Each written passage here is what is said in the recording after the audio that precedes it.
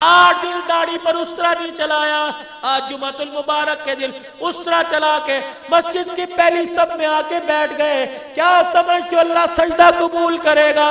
और नबी की सुन्नत सीबा करके आया। मालिक कायनात उस चेहरे को देखने के लिए तैयार नहीं है। मुसलमानों क्यों इतने पत्थर दिल हो गए? किस नबी के मुखालफत करते हो? कलमा नबी का पढ़ के उसी नबी की सुन्नतों पर उस्तरे, उसी नबी की सुन्नत पर लठ बरसाते हो। हुजरे मुबारक में सरकार तशरीफ लाए। उम्मुल मोमिनीन सैयदा आयशा रज़ियल्लाहु तआला अन्हा बाएं फैला के खड़ी हो गई। जिधर जिधर सरकार मदीना जाए अम्मा आयशा उधर उधर बाएं फैला के चलती रहे। पीछे मुड़ के देखा, आयशा क्या है? मैंने आपको बाहर नहीं जाने देना। आयशा मेरे सहाबा बाहर खड़े हैं, मैं तो किसी काम से आया था। अब मैंने कोई नहीं जाने देना। ये कौन? आयशा, इस माई के पास 3 एजाज ऐसे हैं, आदम अलैहिस्सलाम से लेकर आज तक जितनी माइयां पैदा हुई और कयामत तक जितनी आती रहेंगी, इन तीनों एजाज में से किसी के पास ये एजाज कोई नहीं। पहला एजाज ये, इस माई के हुजरे को अल्लाह ने जन्नत का टुकड़ा बना दिया है। दूसरा एजाज इस माई के पास ये है, अम्मा हव्वा अपनी जगह, अम्मा मरियम का मकाम अपनी जगह, अम्मा आसिया खदीजा का मकाम अपनी जगह। लेकिन आयशा, तेरे मकाम तेरी इज्जत के क्या कहने? तेरे कच्चे से मकान पर, लकड़ी के दरवाजे पर 70,000 फरिश्ता सुबह, 70,000 फरिश्ता शाम को अल्लाह का सलाम लेके आता है।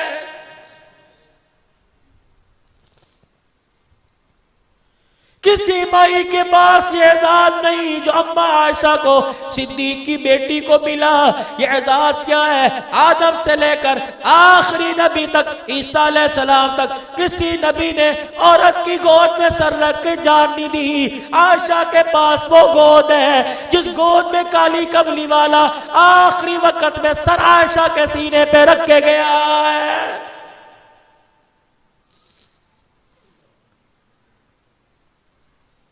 उलमाए किराम ने इस हुजरे के फजाइल यहां तक बयान फरमाया जब कायनात का निजाम खत्म हो जाएगा, जमीन बलिया मेट कर दी जाएगी। जिस जमीन के टुकड़े पे नबी का रोजा मुबारक है, और लोगों कयामत के आने के बाद भी उस टुकड़े पर 70,000 फरिश्ता खुदा का सलाम लाता रहेगा।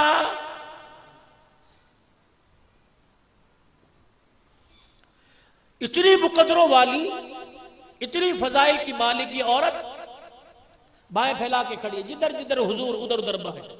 आयशा बाहर आ, मैंने आज कोई नहीं जाने देना। अच्छा फिर बता क्या बात?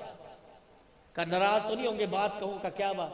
का मेरे अबू बकर ने कहा था, आयशा ध्यान रखियो जहां नबी को तन्हा पाए उसी वक्त मौका पाके कह देना मेरे लिए हाथ उठा के दुआ फरमा दो। आज बाहर मैंने नहीं जाने देना, मेरे लिए दुआ कीजिए, बस इतनी बात है। आयशा फिर हाथ उठा, अल्लाहुम्मा ग़फ़िर ली आयशा, अल्लाह मेरी आयशा की मग़फ़िरत फरमा। मा तक़द्दम मिन ज़म्बिका व मा तअख़्ख़र, इसके अगले पिछले सारे गुनाह माफ फरमा। जब हुजूर की जुबान से दुआ सुनी, अम्मा आयशा जमीन पे लेट गई, कच्चे फर्श पे करवटें बदल बदल के रोने लगी। मायूब की कया आयशा, किस चीज ने तुझे रुला दिया? आज मुझे अपने नसीबे पे नाज हो रहा है। सारे नबियों के सरदार ने आज हाथ उठा के मेरे लिए दुआ कर दी। सैयदा का हाथ पकड़ के खड़ा कर दिया, फरमाया आयशा एक मर्तबा तेरे लिए दुआ की, तो खुशी से फूली ना समाई, तेरे से खुशी बर्दाश्त नहीं हो रही। अल्लाह की इज्जत की कसम है जो मैंने दुआ तुझे दी अपनी उम्मत के लिए, यही दुआ रोजाना 5 मर्तबा करता हूं।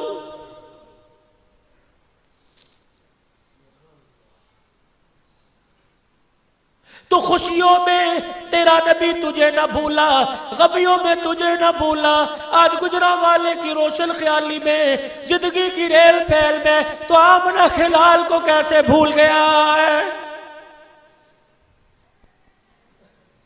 सारे नबियों में ये वाहिद नबी है जिसको रब्बुल इज्जत ने, परवरदिगार आलम ने सारे नूर के पर्दे हटाकर बिठा के खुद बातें की है।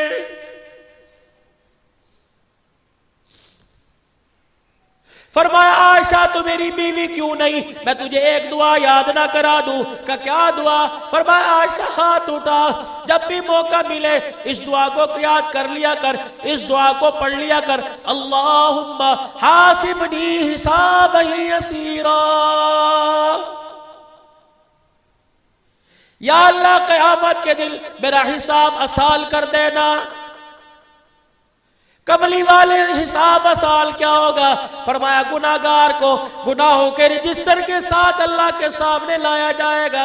परवरदिगार आलम गुनाहगार को थर थर कांपता देखेगा, उसके गुनाहों वाले रजिस्टर की तरफ नहीं देखेगा, उसकी कपकपी पर, उसके डरने पर उसे रहम आ जाएगा और वो ऐलान कर देगा, जा हिसाब किताब नहीं लेता, मैंने तेरी जिंदगी के सारे गुनाहों को माफ कर दिया है।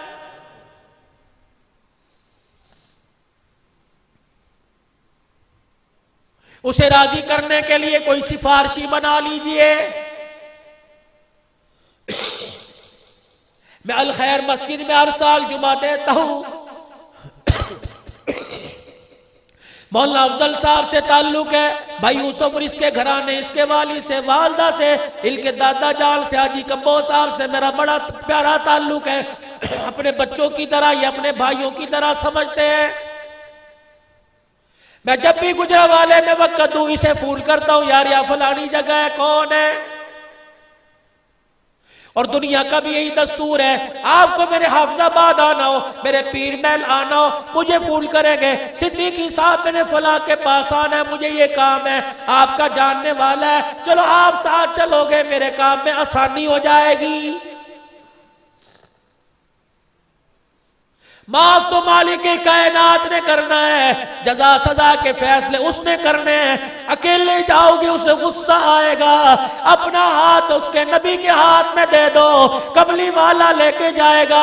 बेशक गुनाहों से रजिस्टर भरा पड़ा हुआ, मैं गुनाहगार जाऊंगा, अजाब देने का इरादा करेगा, उसका प्यारा नबी साथ जाएगा, उसके प्यारे नबी को उसका चेहरा देखने पे उस मालिक के कायनात को प्यार आ जाएगा।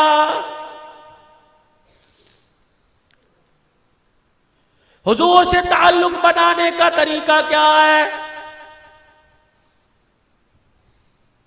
आखिरी मेरे नबी ने हज किया, 3 दिन खुतबा इरशाद फरमाया, 9 जिलहज्जा को, 10 जिलहज्जा को, 11 जिलहज को आखिरी खुतबा इरशाद फरमाया, या अय्युहन्नास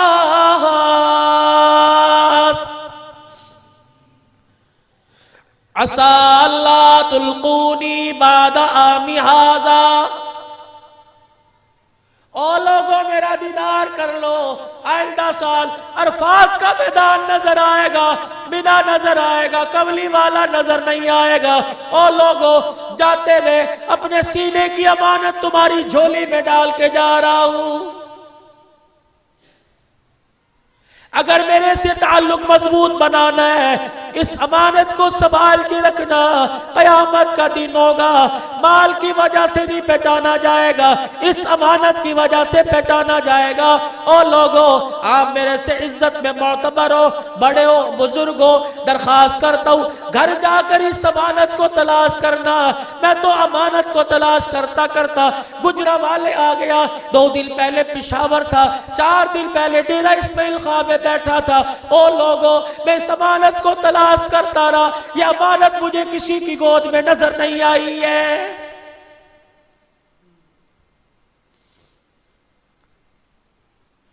इतने सख्त दिल हम कब से हो गए, काली कमली वाले के एहसानात को फरामोश करके बैठ गए।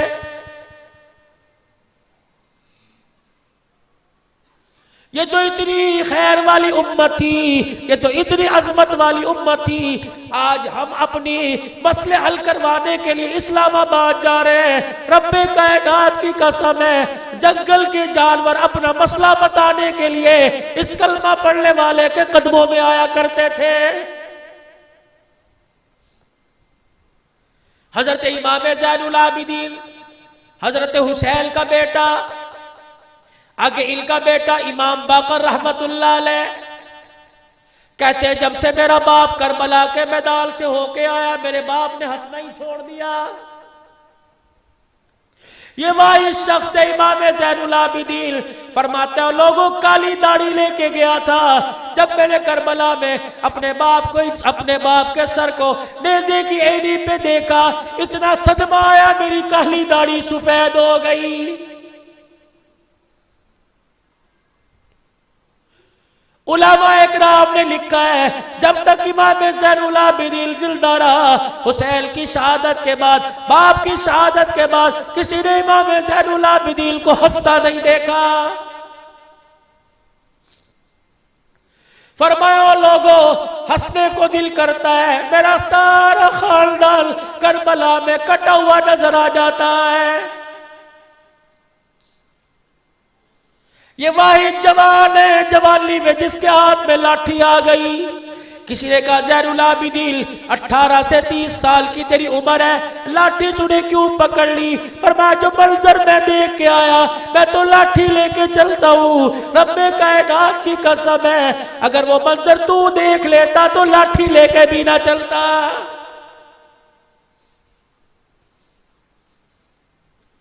इमाम बाकर कहते सारा दिन मेरा बाप मुसल्ले पे बैठा रहता। कई एक दिन शाम का वक्त हुआ, एक हिरनी को देखा, मेरे बाप के घर के दरवाजे पे आई और सर मार के अंदर जाने लगी। मैंने शीशी करके उसे हटा दिया।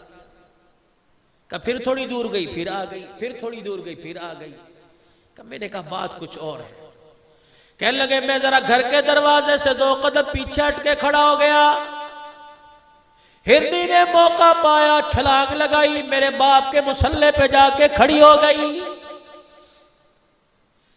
कान में नहीं, अपने होठों को मेरे बाप के होठों के साथ लगा के रोना शुरू कर दिया। का जैसे हिरनी ने भा की, मेरा बाप लाठी लेके इमाम ज़ैनुल आबिदीन खड़े हो गए। हिरनी आगे आगे, मेरा अब्बा पीछे पीछे। अल्लाह अकबर, थोड़ा सा आगे गए, एक अरबी के बकाल पर मेरे बाप ने लाठी मार के दरवाजा बजाया। अरबी बाहर आया, मेरा बाप रो के कहने लगा माँ का रोना देखा नहीं जाता, इसके बच्चे वापिस कर दे। ये सिफारशी बनाकर मोहम्मद के घराने के फर्द को तेरे दरवाजे पे लेके आई है। अरबी की चीखें निकल गई। उसने कहा इस घराने को जंगल के जानवर भी जानते हैं, कि ये तो हलाल जानवर है। आ मैं तुझे बताऊं, जब मेरे बाप को मक्के की, मेरे नाने को मक्के की गलियों में मारा करते थे, अखनस बिन शुरैक मक्के का काफिर, हजरत अबू सुफियान ने अभी कलमा नहीं पढ़ा। ये दोनों हुदूद हरम के पास कच्ची आबादी, छोटी सी हद हुआ करती थी। अब तो आप उमरा करने के लिए जाओ 23 किलोमीटर या 30 किलोमीटर के फासले पर रहनुमा कुरान पाक बना हुआ है और वह दीवार पे लिखा है इल्ला वल मुशरिकून नजस फला यक़रबुल मस्जिदिल हराम। खबरदार मुशरिक यहाँ रुक जाए, पाक जगह शुरू हो गई, कदम उठाने की इजाजत नहीं है। हजरत अबू सुफियान कहते हैं मैं हुदूद हरम के बाहर खड़ा था, एक हिरन दौड़ता हुआ हुदूद हरम में दाखिल हुआ, उसके पीछे भेड़िया छलांग मारता हुआ आया। जब उसने अपनी आंखों से हरम की हुदूद को देखा, कलाबाजी खा के पीछे गिर गया। अबू सुफियान कहते हैं मेरे से रहा ना गया, मेरे हाथ पे हाथ मारा, कहा वाह अजबा, कितनी अजीब बात है, जंगल के दरिंदे पे चाल गए, पाक जगह पर नापाक चीज को कदम रखने की इजाजत नहीं। भेड़िया जमीन पे गिरा हुआ था, उठ के बैठ गया। अबू सुफियान कहते मेरी तरफ यूं मुंह किया और घूर के देखने लगा और दोनों बाजू यूं करके उठा दिए। अल्लाह ने उसे इंसानों वाली जुबान दी। मैंने तो कहा वाह जाबा, कितनी अजीब बात है, इंसानों वाली जुबान दी। कह लगा वाह जाबा मिल जालिक, इससे भी बड़ी तुम्हें अजीब बात ना बताऊं, जिस नबी को मक्के की गलियों में तुम पत्थर मारते हो, वो नबी तुम्हें जहन्नम से बचाकर जन्नत का वारिस बनाने आया है। अरबी की चीखें निकल गई का इसको भी पता ये मोहम्मद के घराने वाले का मुझे सिफारशी बना के लाए। हजरत इमाम ज़ैनुल आबिदीन के आगे हाथ जोड़ के खड़ा हो गया। कह लगा ओ सैयदजादे, बात दरअसल ये है, आज नहीं मैं तो रोजाना शिकार करता हूँ, पता नहीं कितनों माओ की गोद उजड़ती है, आज मुझे एहसास हुआ नया काम तलाश करूंगा। सुबह जंगल से जानवर पकड़ता हूँ, सुबह बाजार में लाके अगले दिन बेच देता हूँ, ये हिस्से मेरे घर का चूल्हा जल जाता है। आपने फरमाया कितने पैसे लेगा? कब 20 दिरहम दूंगा। इमाम ज़ैनुल आबिदीन ने अपनी जेब से 20 दिरहम निकाल कर उस अरबी को दिए। उसने बच्चे घर से निकाल कर हिरनी के सामने रखे। इमाम बाकर कहने लगे मेरी चीखें निकल गई। उस वक्त जब मेरा बाप हिरनी के बच्चों को देख के रोने लग गया और हिरनी अपने बच्चों के ऊपर सर रखकर मेरे बाप को देखकर शुक्रिया का सर हिलाने लग गई।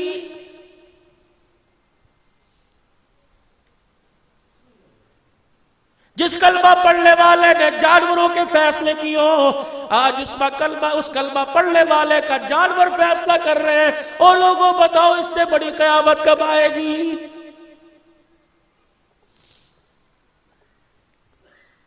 मुसलमानों में आपकी बात नहीं करता, आप मुकद्दरों वाले हो, झूठी गवाही देते हुए सोच लिया करो हमने कलमा किसका पढ़ा है।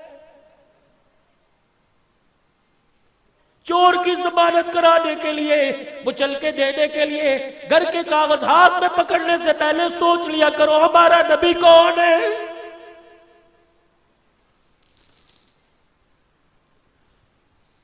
बेटियों को विरासत में से खारिज करने से पहले सोच लिया करो आज जिस बेटी को जनाज से महरूम कर रहे हैं हमारा नबी कौन है, जिसने 4 बेटियों को अपने सीने से लगा के रखा था।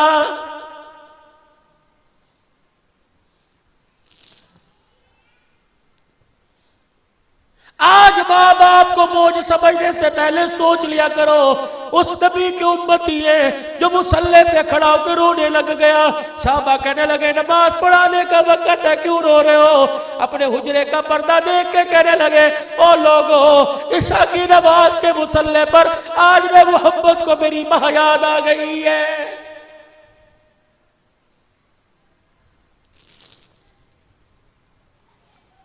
कमली वाले अम्मी क्यों याद आ गई? कब वो माँ का वक्त याद आ गया जब मुझे यतीम देख के रो रही थी। अल्लाह अकबर। अब वाके मैदान में जब मेरा हाथ छोड़ के रोने लगी, मैंने कहा अम्मा कहाँ जा रही है? कह लगी बाप तो पहले चला गया, अब माँ छोड़ के जा रही है। उंगली का इशारा आसमान की तरफ किया। अल्लाह, अब यतीम मोहब्बत को माँ तेरे हवाले करके जा रही है। कमली वाले आज अम्मा क्यों याद आ गई? कि जिस वक्त मुझे रोटी देने वाला कोई ना था उस वक्त मां रोया करती थी, मेरी उंगली पकड़ने वाला कोई ना था। मेरे दिल में नमाज पढ़ने से पहले ख्याल आया काश अम्मा जिंदा होती, अपने बेटे का शान देख लेती। आज सारे फरिश्तों का सरदार मेरे दरवाजे पे हाथ बांध के खड़ा हुआ है।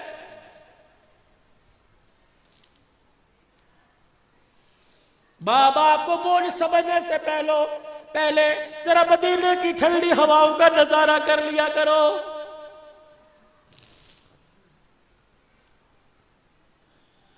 भाई को सीने से जुदा करने वालों, अल्लाह अकबर, क्या तुम मोबाइल नहीं देखते? क्या तुम अखबारों में नहीं देखते? अल्लाह अकबर, जाती दुश्मनी की बिना पर भाई ने भाई को गोली से छल्ली कर दिया। एक तरफ तो हुजूर की हयात का अकीदा है, ओ लोगों जुमे और पीर के दिल, हमारे करतूत हमारे अमाल जब रोज़े अनवर में जाते होगे, इमामुल अंबिया के दिल पे क्या गुजरती होगी।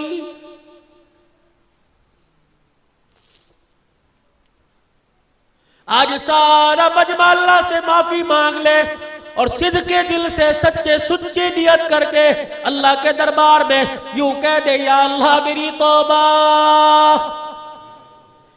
या अल्लाह मेरी तौबा, या अल्लाह मेरी तौबा। उलमा इकराम ने फरमाया 3 मरतबा बंदा जमीन पे माफी मांगता है, अर्शे बरी वाला अर्श पे माफी का ऐलान कर देता है।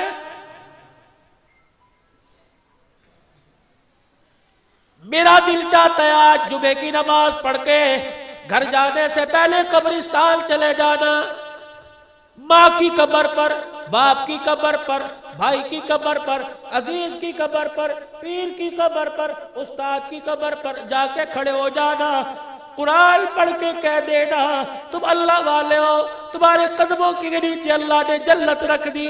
अल्लाह अकबर, मैं तौबा करके आया, तुम सिफारिशी बन जाओ ताकि मेरी तौबा कबूल हो जाए।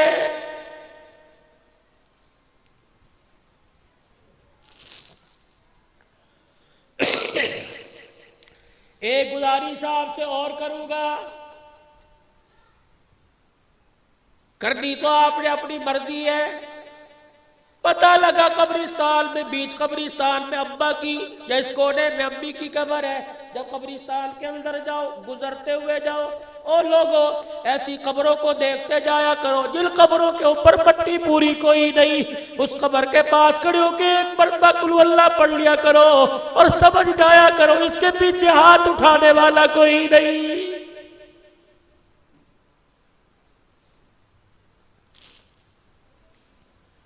जिन कब्रों के अंदर गड़े पड़े हो, मैयत का कफन नजर आ रहा हो, और लोगों 100-200 रुपए का मट्टी का बोरा गिरवा दिया करो, समझ जाया करो इसका जनाजा उठने के बाद इसे घर में याद करके रोने वाला कोई नहीं।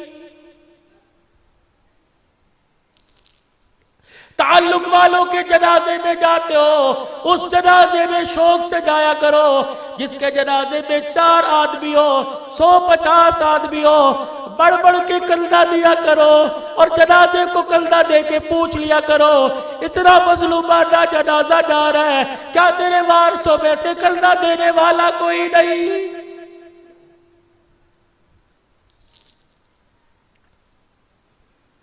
मैं आप हजरात को क्या समझाऊं, आप हजरात को क्या बतलाऊं, समझदार हो, अल्लाह पाक ने ज़हन सोच फिक्र अता फरमा रखी है, लेकिन मेरे अजीजों इन सोचों को, इन सलाहियतों को दुनिया पर उतना लगाओ जितना दुनिया में रहना है, इन आखिरत की कामयाबी पर लगाओ, इन सोचों को आखिरत की, इन सलाहियतों को आखिरत की कामयाबी पे लगाओ।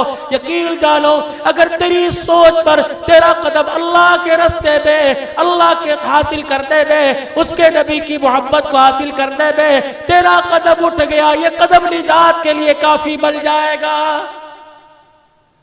तो सारे कोशिश करेंगे ना भाई, इसकी दिलो जान से कोशिश करेंगे, सच्चे दिल से कोशिश करेंगे।